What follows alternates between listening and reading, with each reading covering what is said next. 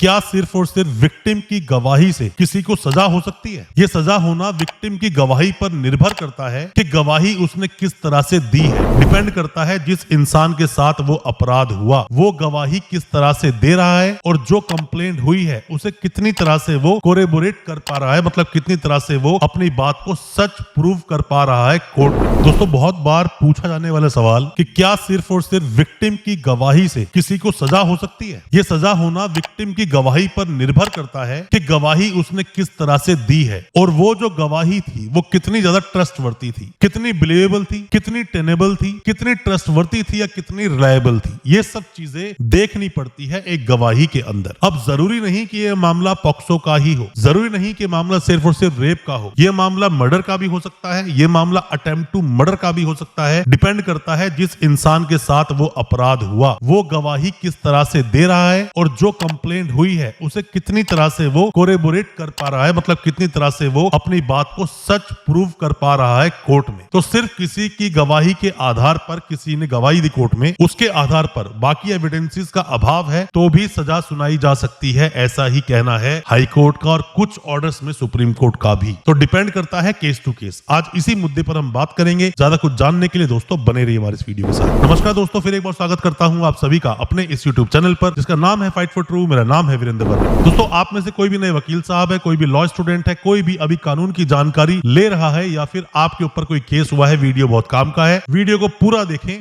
ताकि और अच्छी जानकारी आपको मिल सके। दोस्तों, होता क्या है, कोई भी केस मान लीजिए किसी ने भी दर्ज करवाया, कोई रेप की पीड़ित है, कोई रेप की पीड़ित है, उसने जाके केस दर्ज करवाया, उसने अपनी गवाही दी, उसने अपनी स्टेटमेंट दी जाके पुलिस स्टेशन में। पुलिस स्टेशन में जो स्टेटमेंट दी गई उसके आधार पर ही वो एफआईआर लॉन्च हो जाती है। एफआईआर लॉन्च होने के बाद में केस की प्रोसीडिंग को आगे बढ़ाया जाता है। जितने भी मामले सीरियस नेचर के आते हैं उनमें आते ही जो कंप्लेनेंट अपनी एफआईआर लिखवाने के लिए आया, एफआईआर लिखनी ही चाहिए। जो पहले विशाखा वाला जजमेंट आया था जिस पर मैंने वीडियो बनाई थी उसको आप देख लेना, तो उसमें लिखा है, उसमें बताया गया है कोई भी मामले बहुत सीरियस नेचर के आते हैं और सामने कंप्लेनेंट अपनी एफआईआर या कंप्लेंट देने के लिए आता है तो उसकी एफआईआर लॉन्च करनी चाहिए, एफआईआर को लिखना चाहिए। अब दोस्तों, डिपेंड करता है जो स्टेटमेंट दी गई पुलिस स्टेशन में उस पर हम कितना भरोसा करें या कितना भरोसा किया जा सकता है। आप फिल्मों में अक्सर देखते हैं कि रेप केस के अंदर वकील साहब ऐसे ऐसे घुमा घुमा के सवाल पूछते हैं और इतने ज्यादा बदतमीजी सवाल पूछते हैं कि सामने वाला बिल्कुल ही शर्मा जाता है, घबरा जाता है और कोर्ट को छोड़कर भागने की कोशिश करता है। दोस्तों, ऐसा कोर्टों में नहीं होता क्योंकि सामने वाले को आप किसी भी तरह से उसका जो कैरेक्टर एसेसिनेट नहीं किया जा सकता। कैरेक्टर एसेसिनेशन अगर किसी का हो रहा है तो वो एक खुद में कंटेम्प्ट है। ऐसे सवाल फिल्मों में आपने देखे होंगे पर रियलिटी में इतने ज्यादा भद्दे सवाल नहीं पूछे जाते हैं रेप केसेस के अंदर। अगर मान लीजिए पॉक्सो की पीड़िता है, कोई बच्चा है, बच्चे की उम्र बेशक से वो 13-14 साल का बच्चा है। अब बच्चे ने कंप्लेंट लिखवाई कि इन अंकल ने, इन पड़ोस के अंकल ने या मेरे किसी भी सगे संबंधी जानकार ने मेरे साथ में रेप किया, मतलब छेड़छाड़ की या कोई भी वो अपराध हो सकता है जिससे कि वो पॉक्सो में लैंड कर जाए। अगर ऐसा हुआ है तो बच्चे ने जो गवाही दी या बच्चे ने जो स्टेटमेंट दी थी पुलिस वालों को उस पर कितना ज्यादा भरोसा किया जा सकता है। एक एक बात क्या कनेक्ट हो पा रही है। मान लो बच्चे ने बोला कि उस वक्त ये अंकल मेरे घर पे आए, मैं अकेली थी और मेरी मम्मी काम पर गई थी, 3 घंटे के लिए वो बाहर थी। ये अंकल आए, इन्होंने मेरे साथ में ऐसा ऐसा किया, बच्चे का मेडिकल हुआ, मेडिकल में भी वो चीज आ गई। या फिर साथ में ही पड़ोसियों ने ही बोला कि अंदर से हमें आवाजें आई। या फिर बच्चे ने इतना ठोक कर गवाही दी, इतना क्लियर कट एक एक बात को क्लियर कर दिया कि जिसके ऊपर डाउट करना तो अब बिल्कुल भी बनता ही नहीं। वैसे भी जब पॉक्सो केस के अंदर क्रॉस किया जाता है तो क्रॉस करना इतना आसान नहीं है क्योंकि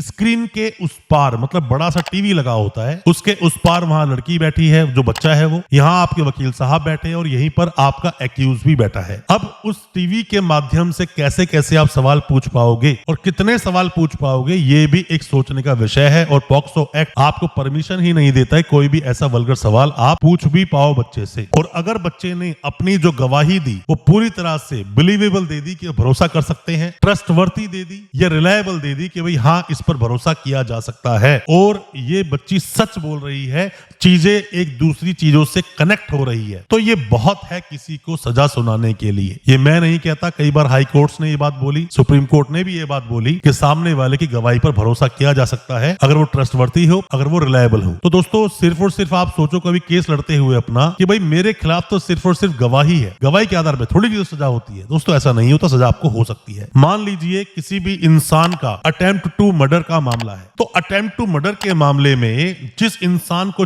चोट लगी, वो तो सामने ही खड़ा है गवाही देने के लिए। क्योंकि जैसा मैं हमेशा आपको बोलता हूं कि मर्डर केस तो फिर भी थोड़ा इजी हो जाता है किसी भी वकील साहब के लड़ने के लिए, क्योंकि जो कंप्लेनेंट है वो सामने नहीं है, उसकी डेथ हो चुकी है, मृत्यु हो चुकी है, और लोग गवाह बनेंगे बात अलग है, सर्कमस्टांसेस ऐसे बनेंगे बात अलग है, बाद में बरी भी इंसान हो सकता है। बट अटेम्प्ट टू मर्डर में तो सामने वाला गवाही दे रहा होता है सामने खड़ा होकर। इस आदमी ने ऐसे मुझे चाकू मारा और बस वो चाकू थोड़ा सा रह गया, बच गया, या तो फिर मुझे चीरता हुआ निकल जाता और मैं मर जाता। इस आदमी ने गंडासे से मेरे पर वार किया, गंडासा मुझ तक लग नहीं पाया, मैं नीचे बैठ गया, वरना मेरी गर्दन ही उड़ जाती। इस आदमी ने मेरी तरफ गोली मारी, वो तो एकदम से किसी चीज का बीच में रुकाव हो गया कि गोली मुझे नहीं लगी, वरना लगती तो मैं मर जाता। इस आदमी ने मुझे गोली मारी जो कि कनपटी छूते हुए गोली निकल गई, वरना तो मेरे गोली लग जाती सर में और मैं मर जाता। ये सब चीजें जब एक अटेम्प्ट टू मर्डर के अंदर जब कोई इंसान गवाही देता है तो इस गवाही पर भरोसा किया जा सकता है। गवाही देने के लिए इसीलिए मैं हमेशा बोलता हूं, जब भी आप गवाही देने कोर्ट में जा रहे हैं, कुछ बातों का विशेष रूप से ध्यान रखना चाहिए। उस पर भी मैंने वीडियो बनाई है, उस वीडियो को आप देखें। आपके साथ अगर अन्याय हुआ है, आपके साथ अगर जुर्म हुआ है, आपके साथ किसी ने भी ऐसा अमानवीय व्यवहार किया है, तो आप कंप्लेंट भी करें, अच्छे से गवाही भी दें। सामने वाले को सिर्फ आपकी गवाही के दम पर भी सजा कराई जा सकती है। आपके वकील साहब बताएंगे गवाही आपको कैसे देनी है। तो ये नहीं एक्यूज ये सोचे कि इसके पास गवाही के अलावा है ही क्या, गवाही को भी सोचना पड़ता है। मैंने पॉक्सो केस में कई बार मैंने ऐसा देखा, जब हम अपील लगाते हैं हाई कोर्ट में या हाई कोर्ट डिसमिस होने सुप्रीम कोर्ट जब हम केस को लेकर जाते हैं, तो मैंने कई बार देखा है कि नीचे जब ट्रायल चल रहा था तो ट्रायल पर ध्यान ही नहीं दिया गया। अगर ट्रायल पर ही वो ध्यान दे लेते तो मेरा मानना है केस आगे तक पहुंचता ही नहीं, सजा होती नहीं। बच्चा गवाही देता है, कई बार ऐसा होता है कि बच्चों को बहलाया फुसलाया जाता है पेरेंट्स के द्वारा, और बच्चा झूठी गवाही दे रहा होता है और झूठी गवाही को आप पकड़ नहीं पाते हो, जिसकी वजह से सजा हो जाती है। तो दोस्तों, अपने केस के बारे में कोई भी डिस्कशन आप चाहते हैं, कुछ भी पूछना चाहते हैं, दिए गए नंबर पे व्हाट्सएप करें या फिर ऑनलाइन कंसल्टेंसी आप ले लें। हम आपको आपके केस को देखकर जरूर आपको एडवाइस कर देंगे। हो सकता है हमारी किसी एडवाइस से आप अपने केस से बाहर निकल सके। अच्छा लगा हो आज का वीडियो, चैनल को सब्सक्राइब करना बिल्कुल ना भूलें, साथ में लगा बेल आइकन जरूर दबा दें ताकि इसी तरह की लीगल अवेयरनेस की वीडियोस दोस्तों आप तक पहुंच सके सबसे पहले। बहुत बहुत शुक्रिया दोस्तों, धन्यवाद हमारी इस वीडियो के साथ बने रहने के लिए।